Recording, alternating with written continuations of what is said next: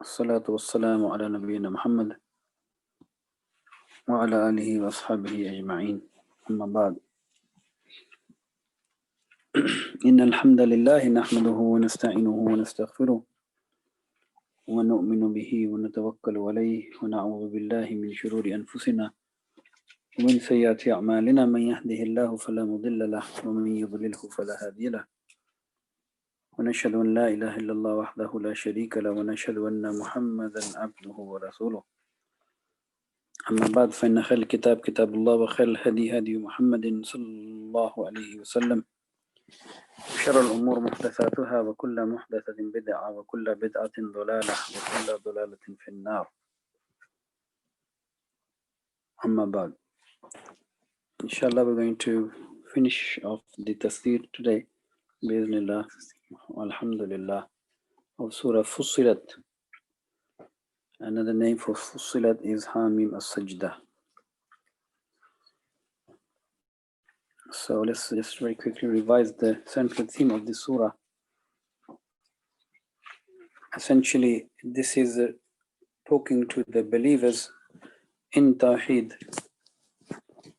who are the callers to Tawheed. And the people who are being invited to this Tawheed. This whole surah is da'wah. It is teaching us da'wah. It is teaching us that Tawheed is not complete without calling to it. A person who claims to believe in Allah does not fulfill the right of this belief if this person does not call to Allah. Because when you acknowledge Allah in His oneness and His rights to be worshipped alone, the sole proprietor of everything and the one who is only worthy of worship and obedience and reverence and submission and thanks and gratitude, then this means that everybody else should also acknowledge and live like this, because this is just. This is the right thing to do. Yeah? So in this surah we mentioned many times that the A'da'ullah have been mentioned, the enemies of Allah, who after being shown all the signs, they still argue and they do jahada, yajhadun. Yajhadun, the people who know the truth but they reject it after knowing it's true. A'da'ullah, they are called, the enemies of Allah and His message and messenger and the followers of Allah.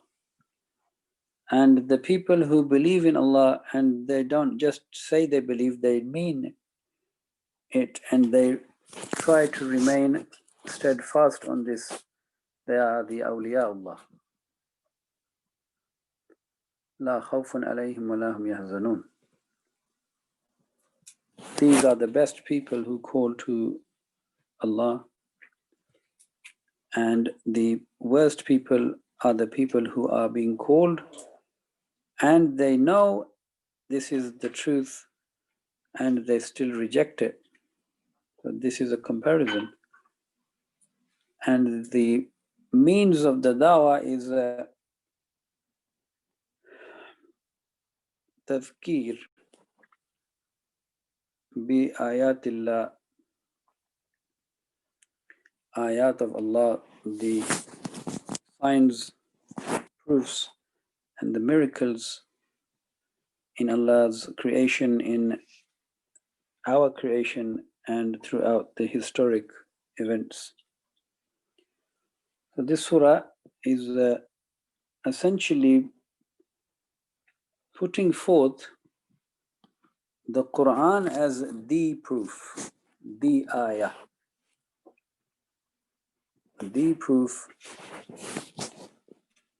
Just as Allah, He is unlike His creation, so His speech, the Kalam of Allah, Quran, it is unlike any other, because it is Allah's speech. So the surah started with the mention of Quran being revealed by Allah and the revelation of Allah.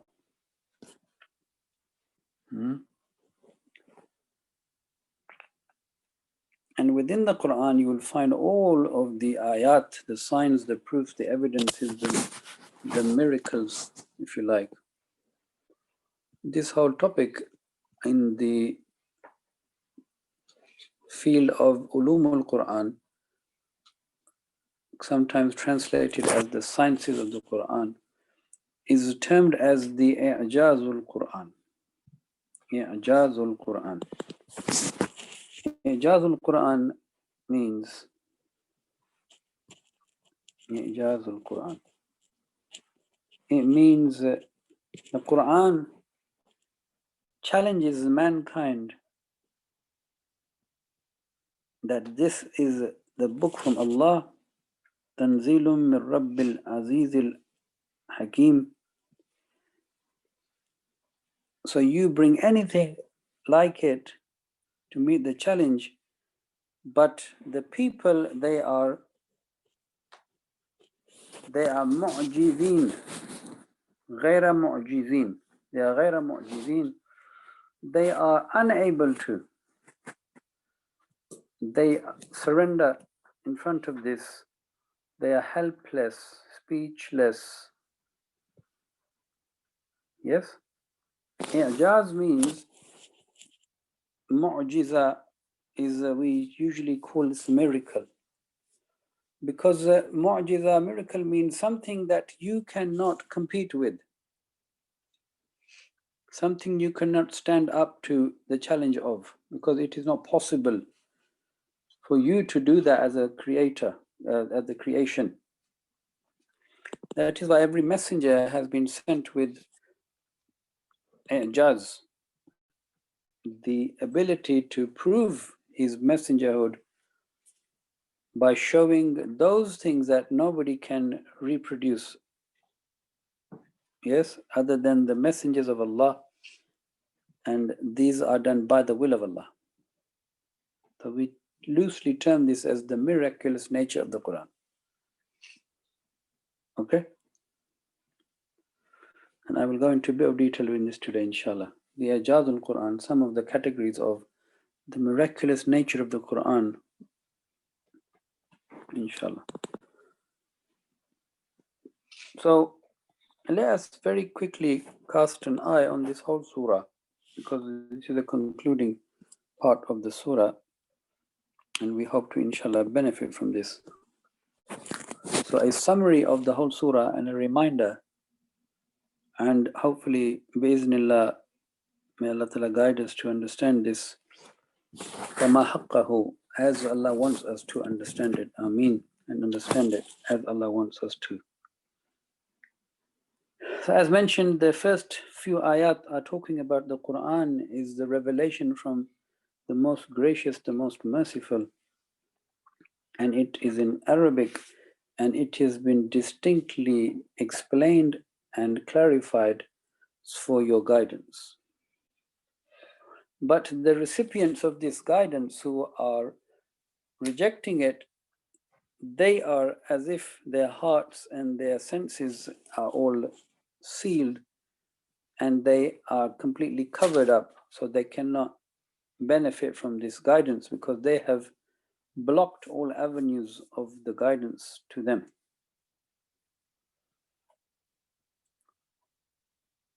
And then Allah Ta'ala, He gives us some signs, ayat afaqiyah. Ayat afaqiyah. We come back to Ijaz al-Quran, inshallah. But ayat afaqiyah, ayat, there are ayat afaqi, which we will read in the last surah, in the last ayat. And then there are ayat Anfusi, in your nafs. So some ayat of afaq have been given here, that Allah created the heavens and the earth and everything in it, and the mountains and everything you need. Yes, in a specific amount of time.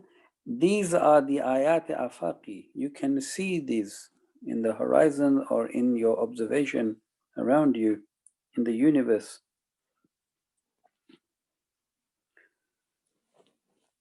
And then Allah Ta'ala, He mentions the ayat in history, ayat of tarikhiyah, the previous nations and what happened to them. Then Allah Ta'ala, He mentions the outcome and the result of this disbelief and juhd. Juhd means you believe, you know it to be true, but you reject it. Internally accept it, externally you reject it, juhd. So the punishment of this juhd, which makes them the a'da'ullah, enemies of Allah, is in the hereafter they would be judged, and their own hearing, their sight, and their skin would testify against them.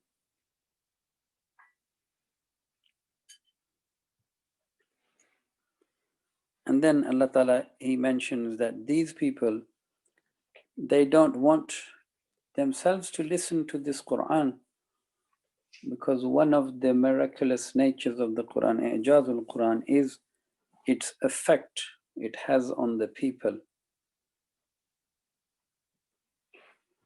So they don't want to listen to it themselves, and they also tell others, لا تسمعوا لهذا القرآن وَالْغَوْا فِيهِ لَعَلَّكُمْ تَغْلِبُونَ in ayah 26. Don't listen to this Quran, do not give it any attention, but in fact make a distraction and noise to overcome the power of this, so that you will not be overcome by it, meaning you would be possessed by it, you would believe it. Allah Ta'ala, He then mentions that these people on the Day of Judgment, the A'da'ullah and the people who did juhd, they would be the leaders of the people in hellfire, and the people in hellfire would curse them, and they would blame each other, and they would be all punished together in the hellfire, and they would become the lowest of the low. Then Allah mentions in this beautiful section of 6-7 ayat from 30 to 36, the people who are the awliyaullah, the people who give the da'wah, who invite to Allah's oneness, they are the people who ask Allah Ta'ala to keep them consistent on their belief and practice of worshipping only Allah and calling only to Him. And they are met in this dunya with the help of Allah by the angels. The angels help them, and they will help them just because they are the people who are loyal to Allah. Allah Ta'ala, He assigns for them the angels to help them in their mission in this dunya and in the akhirah. As soon as they die, at the time of death, in the grave, on the resurrection, in the accountability, etc., etc., and even in the Jannah, they would enter into their presence and give them salam. These are the people who invite to Allah. They are the best people, because they invite to the best invitation, which is to worship Allah alone. And they themselves, they do good deeds, and they have fully submitted to Allah. And these people, they respond to the evil of these a'da'ullah with goodness, as if they were their best friends. And it may just happen that these a'da'ullah, some of them will become your best friends, because of this treatment, but you need for this patience and steadfastness, and this is the greatest fortune that you can possess, to be steadfast in calling to Allah. And remember, Shaitan is always on your back, so seek Allah's refuge against him when he tries to hinder your dawah and hinder your progress. And then we see a section on ayat, وَمِنْ آيَاتِهِ. So these more ayat afaqiyah. The night and day, the sun and the moon, all of these are bowing to Allah. So you bow to Allah, not to the creation. But the people who do this, they have no future in the hereafter. And then more ayat afaqi in the earth. The dead earth comes back to life, and just like this, Allah will bring the dead back to life. For him, it is absolutely easy.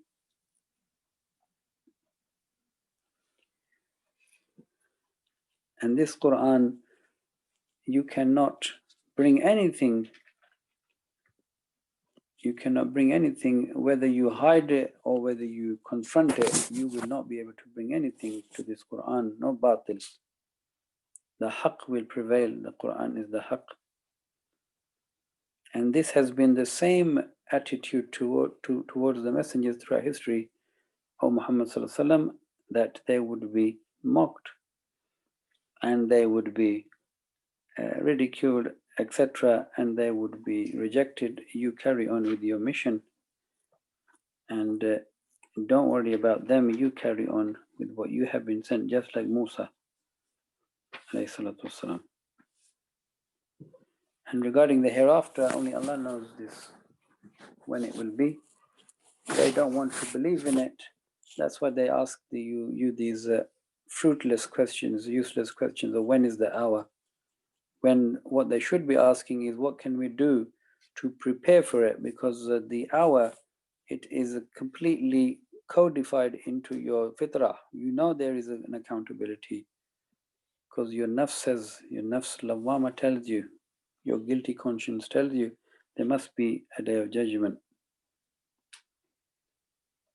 And then Allah mentions ayat anfusi, ayat in yourself, is your attitude towards the ups and downs in life. If you don't believe in Allah as the one and only one who has absolute power, ability, qadir, is qadir ala kulli shay, and he is ala kulli shayin qadir, he has absolute power over everything. He has created you just liyabluwakum, to test you.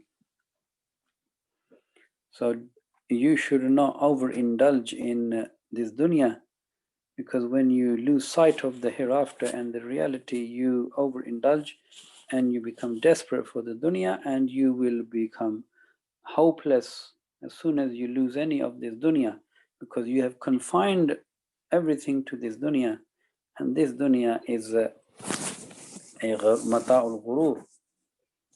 It is deception. It is not reality, as it is not everlasting, it is temporary.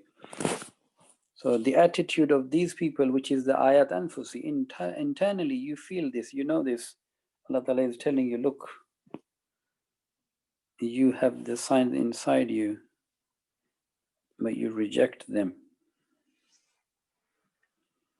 So up to there we did the tafsir, alhamdulillah. So now inshallah we will continue with the last few ayat, which is a summary of the whole surah. Subhanallah. So you should make a note that the beginning and the end of the surahs, they are usually connected. And then with these two connections, you see the whole surah in the light of these two connections at the beginning and end of a surah. So the last three ayat, I hope inshallah they will become very easy for us to understand, because the last two, in fact, is because we have already seen that the whole surah is about dawah, and dawah is through reminding people of ayat afaqi, ayat anfusi, for people to see the signs and miracles and the proofs. So Allah mentioned in the end of the surah, سنريهم سنريهم آياتنا في الآفاق وفي أنفسهم حتى يتبين لهم أنه الحق أولم يكف بربك أنه على كل شيء شهيد ألا إنهم في مرية من لقاء ربهم ألا إنه بكل شيء محيط. So the translation of the meaning that's given here, we will show them our signs in the horizons, afaq, and within themselves, fi anfusihim, until it becomes clear to them that it is the truth. The Quran is the truth. The message of the Quran is the truth. The messenger is the true messenger. But is it not sufficient concerning your Lord that He is over all things a witness? And He is witnessing all of this, and He is a witness to the fact that He is the only one who should be worshipped. Allah, here it says, unquestionably, the other meaning is similar, which means take note, be clear, you should know that they are in doubt about the meeting with the Lord, and Allah, you should know that He, Allah, He encompasses every single thing in His knowledge and in His power. So we'll now look at this in a bit more detail. Sanurihim ayatina. The scene here refers to the future. We will show them. Ayatina. Ayat here means the proofs, the evidences. As we mentioned in the beginning of today, the A'jazul Quran, the miracles and the proofs of the Quran being from Allah. We will show them soon, and this will continue until the last day. Starting from the time of the Messenger Muhammad والسلام, until the last day, they will keep seeing the ayat, the signs, the proofs, the miracles regarding this Quran being from Allah. They will see the signs fil afaq. They will see the signs, the external signs around them. One category of these ayat of fil afaq is that they will see soon in the Arabian Peninsula.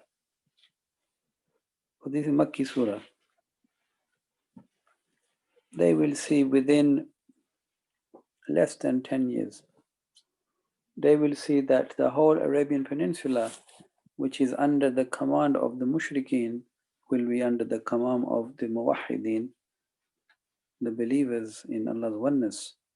And the Muwahhideen, they will expel the Mushrikeen, as is mentioned in Surah Tawbah. And Allah Ta'ala has mentioned many times in the Quran,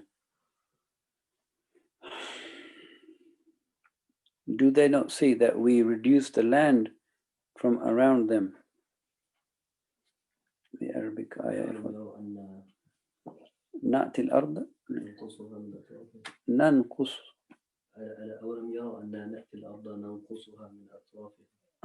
Do they not see that we reduce the land from around them, meaning their influence is reducing, and the influence of Muhammad ﷺ and this deen is increasing, until they will see the Fatha of Makkah and قُلْ جَاءَ الْحَقُّ وَزَهَقَ الْبَاطِلُ إِنَّ الْبَاطِلَ كَانَ زَهُوقًا.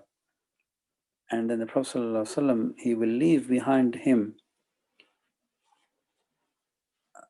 over 100,000 believers to then continue with this process of haqq and batil to the whole globe.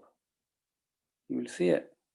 Sanurihim ayatina fil afaq. You'll see it on the horizon. You know, we say in English that it is on the horizon, meaning it's close, it's coming, you can see it, you'll see it. So you will see this, the dominance of this deen, the proof. The other things in ayat of afaqi we mentioned already in this surah are the creation of the heavens, the earth, everything that we can observe, from everything we can observe in the telescope to everything we can observe minute to the microscope, everything, and in between ayat afaqi, everything. وَفِي أَنفُسِهِمْ, and if you start to look at the furthest point you can look, and you come slowly, gradually towards yourself, you cover everything outside you 360 degree, and then you look even beyond your exterior self, you look internally, you will see everything points to Allah Ta'ala's oneness in your anfus as well. So your own creation, your fitrah, your natural inclination to believe in one, worship one, thank one, call upon one, your instinct of justice, your ability to be a moral being, to intrinsically know there must be good and bad, therefore there must be good and bad result. All of these ayat, and look at your own creation, how He has created you from nutfa, alaqa, mudgha, idam, lahm. Look at all of these stages of your creation and look at you. Everything you look at, you yourself biologically, psychologically, physiologically, socially, mentally, emotionally, spiritually, every aspect of the human, you will see there are signs, proofs. Therefore, our education should be for this purpose. The Muslim educates him or herself for this purpose. This is the objective of education in Islam. To see the ayat of Allah and then to become closer to Allah, to become a better worshipper of Allah and a more grateful servant of Allah. This is the whole objective of education in Islam.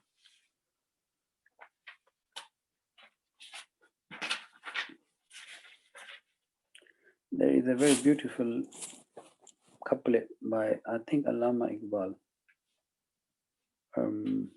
He says something along the lines of Kafir ki pehchan,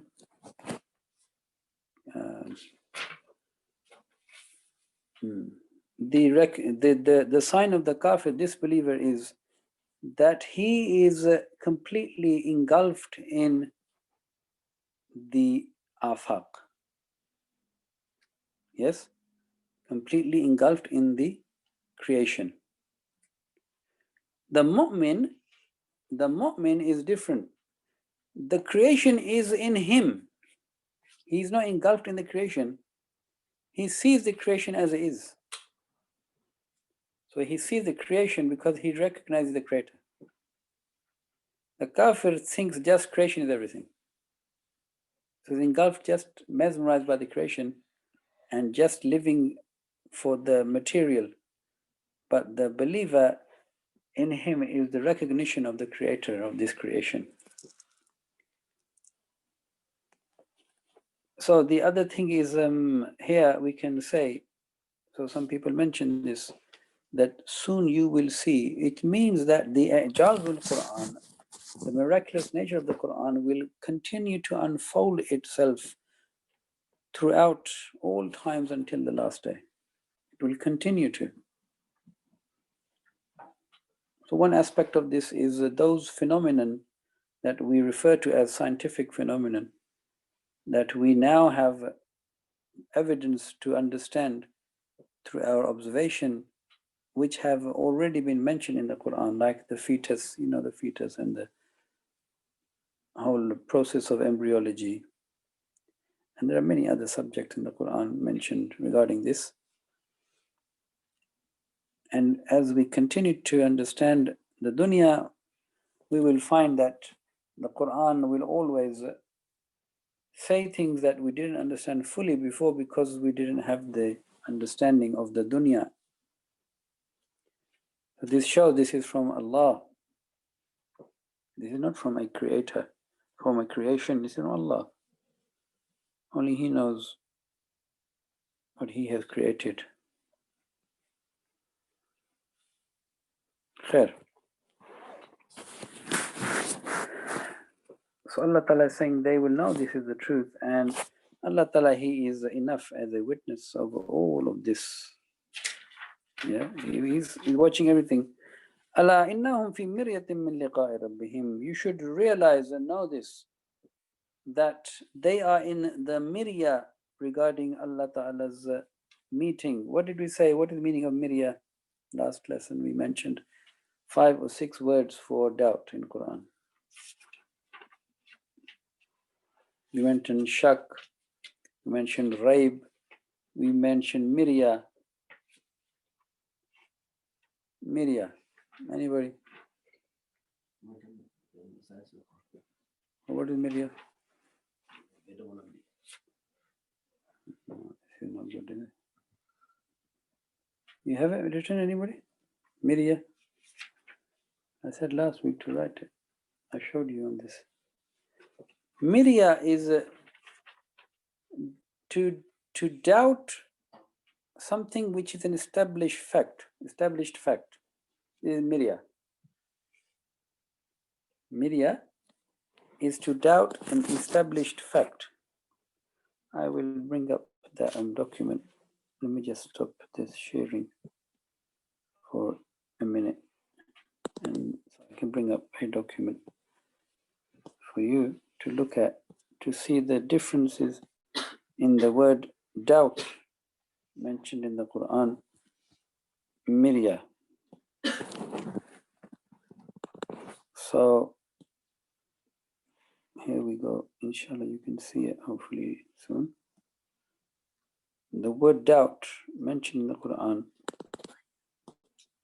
6 words for doubt in the Quran. First is shak, where you have 2 ideologies or ideas, but you cannot pick one because you don't know enough about both of them. Shubh is to see things that are very similar and therefore to become doubtful of which one is better or which one is to be chosen. Shubh. Mirya. Mirya.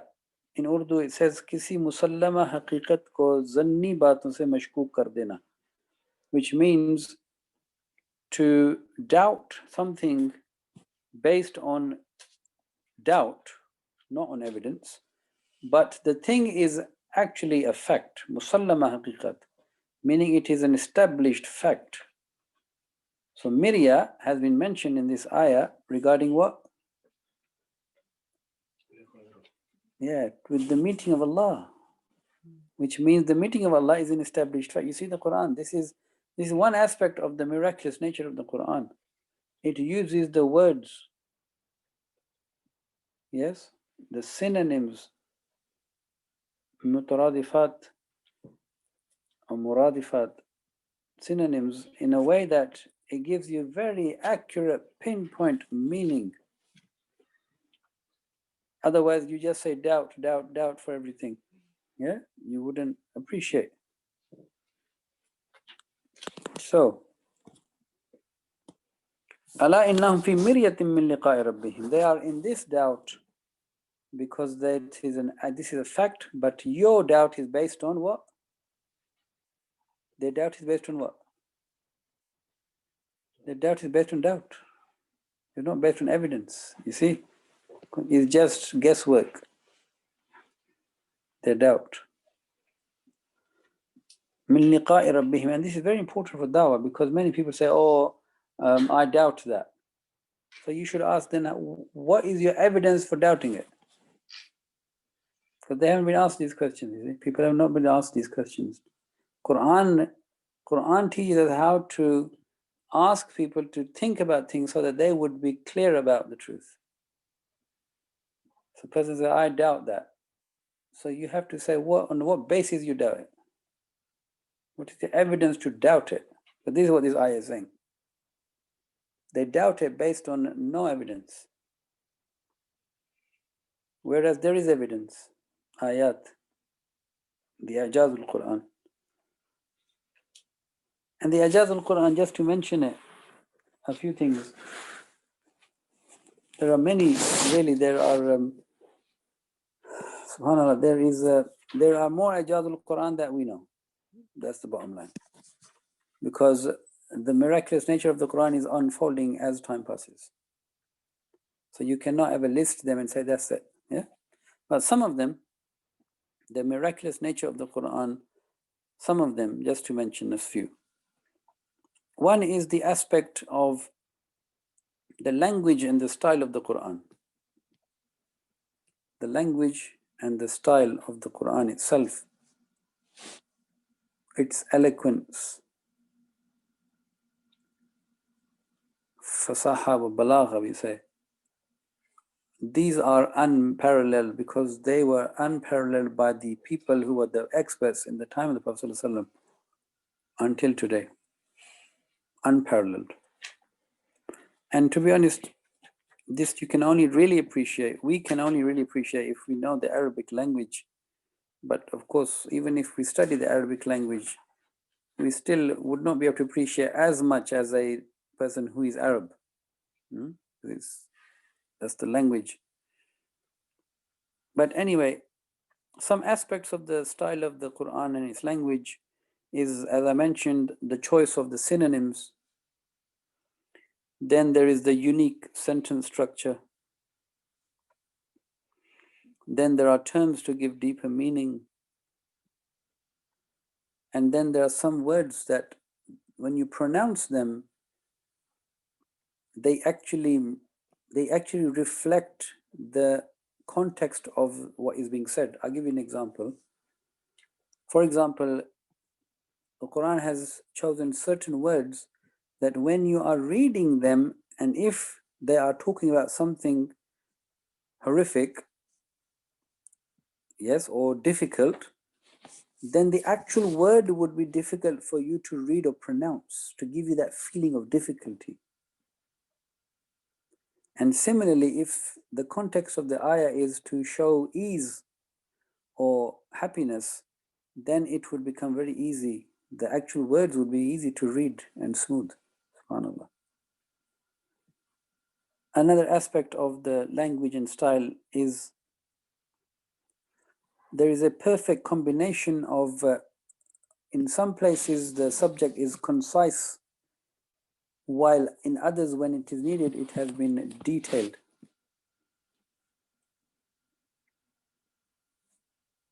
So this is the language and the style of the Quran. Of course, people have spent lives and they've written PhDs on just this one aspect of the Quran, just one aspect. In fact, if you take every one of those subcategories, you could spend your whole life studying it and thinking and reflecting. So that's one aspect, language and style. Second aspect is the predictions of the Quran. What the Quran has said, it will happen, it did happen. Just like we said that Allah would give victory to His messenger, He gave him victory. He predicted, Allah Ta'ala mentioned in the Quran, Allah Ta'ala doesn't predict, He tells you what will happen. But we use it because for us, we understand this.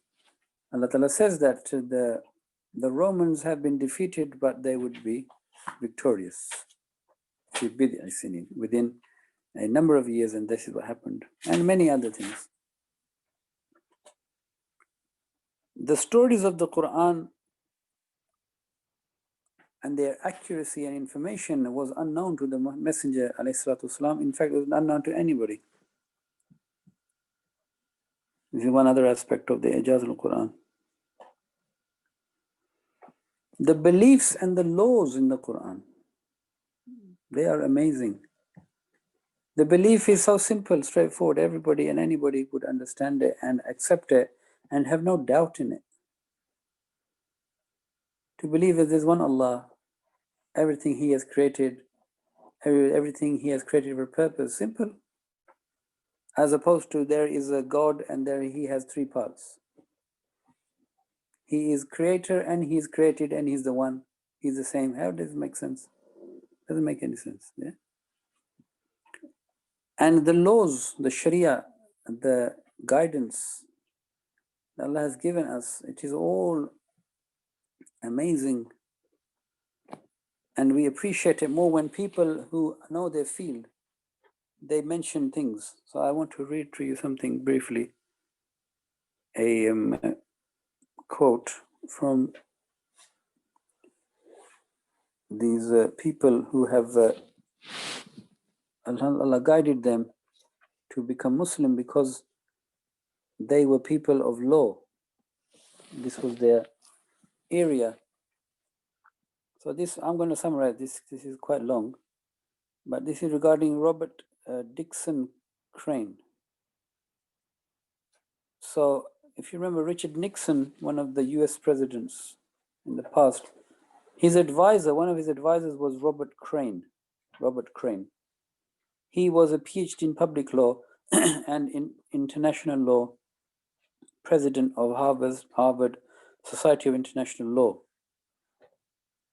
He was asked by Nixon to, he wasn't asked, but Nixon asked the CIA to summarize the Islamic principles and rules, which they did, but the document was too lengthy. So he asked his advisor, Richard Crane, to summarize it. So to summarize it, Richard Crane, he didn't just go and copy paste from the internet, unfortunately, like a lot of us do. He studied it. He attended many seminars, he read many articles, etc., etc., etc., until he himself, he was convinced and he converted to Islam, subhanAllah. And he called himself Farooq Abdul Haq because he was impressed by Umar Farooq radiallahu anhu. And he mentions why he became Muslim. He says, as a law student, I found all the laws in Islam that I studied. I studied law at Harvard University for 3 years, but I never found the word justice in their law, whereas I found this frequently in Islam. So he converted in 1981, he says. And then he mentions he was in a legal debate with a Jewish professor of law. And just to summarize, because it's quite lengthy here, he asked him, do you know the extent of inheritance law in the US Constitution? He asks the Jewish lawyer. He said, yes, it is more than 8 volumes. It is in more than 8 volumes, the inheritance law. And he said, what if I were to bring you a law of inheritance which is not more than 10 lines? Will you believe that Islam is a true religion? He said, it is not possible that such a long and wide law of inheritance be summed up in just 10 lines. And then he says, I gave him those. And a few days later, he came to me, the ayat of inheritance. He said, it is not possible for a human mind to cover all its close relatives so wide that it leaves no one behind, and then distribute the inheritance among them so justly that it did not oppress anyone. And then this Jewish professor, he also became Muslim. So Allah Ta'ala, he is saying that we will show you the signs. Yes, everybody will see the sign in their field. So the Ijaz al-Quran of the laws of Allah. And then the other aspect is we mentioned the scientific aspects, and another is the preservation of the Quran, another is the memorization of the Quran, and you keep on going and you will never end, the list will never end of the Ijaz al-Quran, subhanallah. The rabt, the link between every ayah, the link between the surahs, the link between sections with other sections and groups of surahs, with other groups of surahs. You keep studying, you keep analyzing, and you will keep finding more and more and more pearls. The deeper you dive, the more pearls you will extract, and the greater will be the iman and the yaqeen. And all of this is there for people to see. But if the people, they do not want to see, then there's no force. La ikraha fi din. Ala innahu bi kulli shay'in muhit. You should know, Allah, He has a full power. He is absolutely, has encircled, encompassed, and He is completely in charge. You are in His grip. Everything is in His grip. You will not be able to run away, which is the opposite of what I mentioned, the meaning of mu'jiza. Yeah? Mu'jiza. You cannot bring something like this. You are completely dumbfounded. You will not be able to now escape the consequence because you are in the grip of Allah. So with that, alhamdulillah, we thank Allah.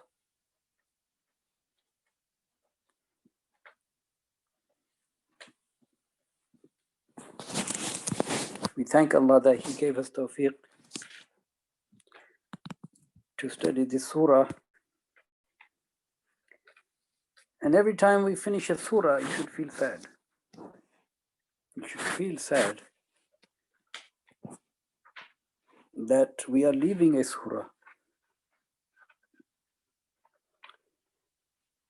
We are leaving a dear friend. This is how you should feel.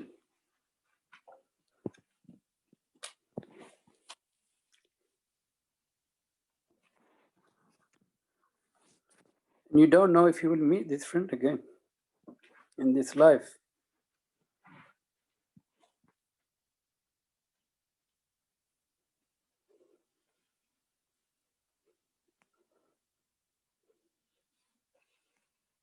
Because if you live with somebody for many days or many weeks, day and night, you live with that.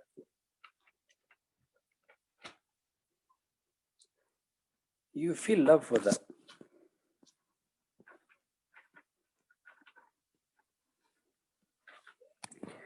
But the miraculous nature of the Quran is that you also look forward to the next friend, the next surah,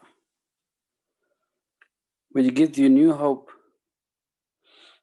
which takes that relationship even further and strengthens it even more.